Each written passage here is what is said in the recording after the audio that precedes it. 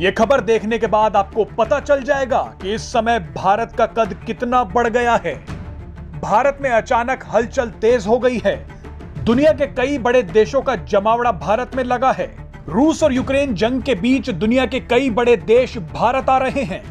आपको बता दें कि इसके पीछे एक बड़ी वजह है। जहां एक तरफ भारत रूस के साथ खड़ा दिख रहा है, तो वहीं दूसरी तरफ रूस भी भारत की जमकर तारीफ कर रहा है। प्रतिबंधों के जाल में फंसे रूस को सिर्फ भारत से ही उम्मीद है।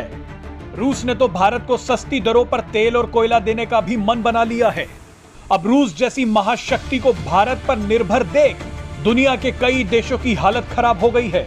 इसीलिए चीन, अमेरिका, ब्रिटेन और जर्मनी जैसे देश भारत का दौरा कर रहे हैं। आपको याद होगा कि हाल ही में चीनी विदेश मंत्री वांग यी अचानक भारत के दौरे पर आ गए थे और उन्होंने भारत की जमकर तारीफ भी की। इसके बाद तो ऐसी खबर आई जिसने अमेरिका और यूरोपीय देशों को परेशानी में डाल दिया। खबर यह है कि अब अचानक रूस के विदेश मंत्री सर्गेई लावरोव भारत पहुंच रहे हैं। अमेरिका इस बात से इतना बेचैन हो गया कि रूसी विदेश मंत्री के आने से पहले ही उसने अपने डिप्टी एनएसए दिलीप सिंह को ही भारत भेज दिया। बताया जाता है कि रूस पर प्रतिबंध लगाने में दिलीप सिंह की एक बड़ी भूमिका थी।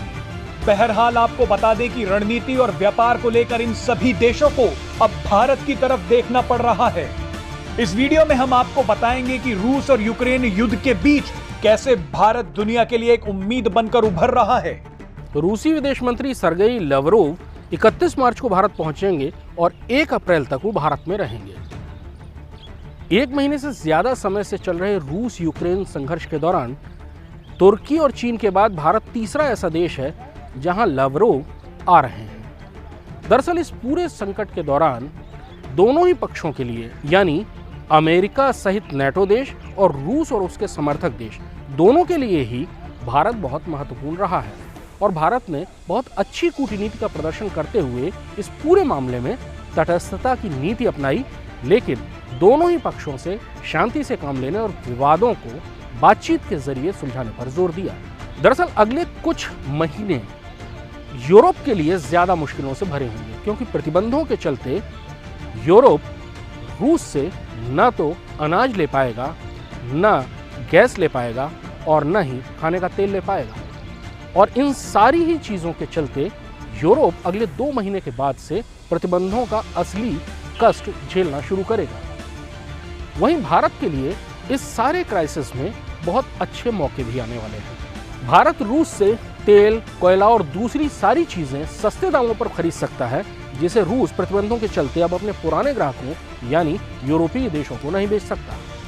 वहीं रूस को भी बहुत सारी चीजों की जरूरत होगी जो अब वो यूरोप से नहीं खरीद पाएगा, और वो सारी चीजें भारत में प्रचुर मात्रा में उपलब्ध है। यानी रूस और भारत के बीच में अगले कुछ दिनों में, कुछ महीनों में ऐसे व्यापारिक संबंध कायम हो सकते हैं जिनसे भारत को भी बहुत ज्यादा फायदा होगा और रूस को भी फायदा होगा। यूरोपीय और अमेरिकी कंपनियों के रूस से निकलने के बाद जो वैक्यूम बनेगा उसे भारतीय कंपनियां भर सकती हैं।